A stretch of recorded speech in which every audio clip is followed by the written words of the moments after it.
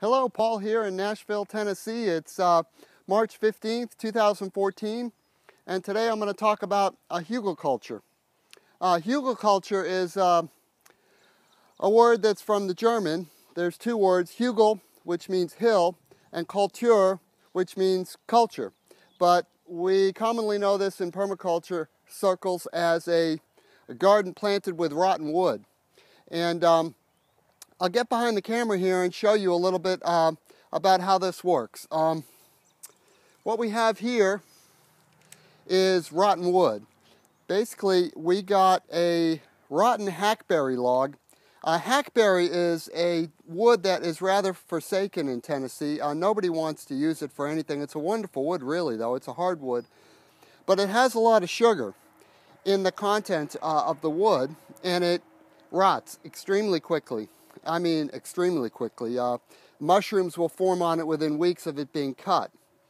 And so we have a sawmill here. You can sort of see we like to play with wood a bit. That's our sawmill, and right there. And we get a lot of logs coming in, and sometimes we get one that's not so good. And we got a hollow hackberry log that came in. And I decided that it would be good to do my garden in that. So we cut them into rounds, about 1.5 feet tall, and put them in a circle, put some rotten wood in the middle of the circle, and then filled it with soil. And it's done extremely well. The plants, I'll point them out right here, that's lavender. It was planted from cuttings in the middle of the summer. This is rosemary. It was also planted from cuttings in the middle of the summer. It just smells amazing. And then right here is elephant garlic, a lot of it. It's done extremely well. And what I do is in the middle of each log, I plant a plant. So there's an elephant garlic there, and there, and there, and there, and there. And so it's done extremely well. Now the Bermuda grass will come in and take over in the summer. And then as soon as the frost comes, it'll die down. Now, what we've done is we've taken this to a new level. And I'm going to walk you over to the new Hugelculture. Basically, what we've done is taken all of the wood scrap from the sawmill. We get quite a bit of it. It comes in the way of sawdust, bark, and then rotten firewood, and on and on and on. We get a lot of compost from the mill. And that's been a great blessing. This area here, it's, I guess about, maybe 15,000 square feet. I'll pan slowly so we can autofocus, but it's about 15,000 square feet. And in 2010, I had a garden here, a vegetable garden with irrigation. It was beautiful. I planted it right around the end of April, and then May 1st, we were wiped out with a flood. It just came through here. So I put in a little retaining wall there. Those cedar posts are 5 feet down. And we've raised the level of the ground here with the rotten wood. Some of the stuff we have here, I'll show you, is coconuts. That's a durian fruit right there that's been carved out. And we dumped the garbage here as well.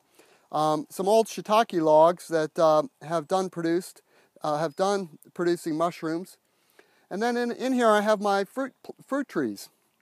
And so what I've done today is I've gone through and I'll show you. I'm going to get in front of the camera again. And I've gone through and I've planted 2 crops by broadcasting their seeds.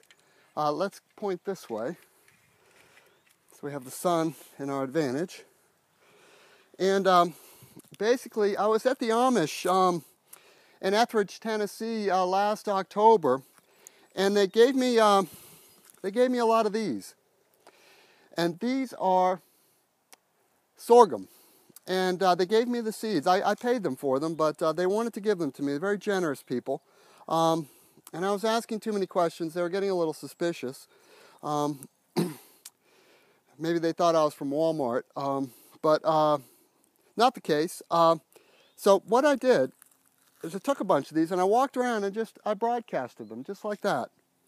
And this is a grass type plant, and I'm thinking that this would really be good in the juicer. Instead of using all of the tropical fruits, put some of the leaves from the sorghum in, and get a little sweetness, or from the cane, and sweeten up some of my green drinks.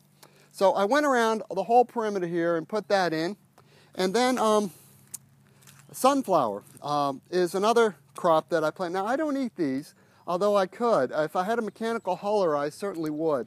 I just haven't gotten around to that, but there is a way to do that. And I broke it off, and like that, and just broadcasted it. And the birds will get about half of this, and they can't wait till I leave. They're going to come back and get it. But these do an amazing thing. Basically, it's bird food. And these plants will grow up 8 to 10 feet tall, and each of them will be a bird feeder. And the birds will come, and birds do several amazing things. They bring in a lot of nutrients when they poo.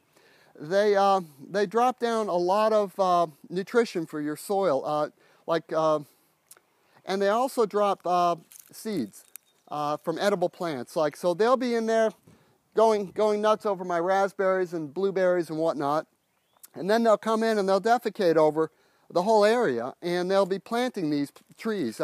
So they're natural propagators. Plus, they're bringing in nutrients in the manure, and fertilizing your plants. So the birds, each one of these seeds will grow into its own bird feeder. And my sunflowers get about that big if they have enough room to grow in. And that's about maybe a pound of sunflower seeds. That's a lot of seeds, and they're very beautiful.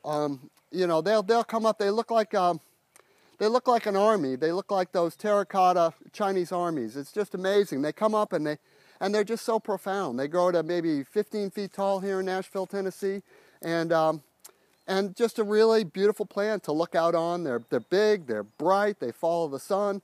A wonderful thing for children to see, because they grow so quickly, and children, you know how they can be. They can be rather impatient.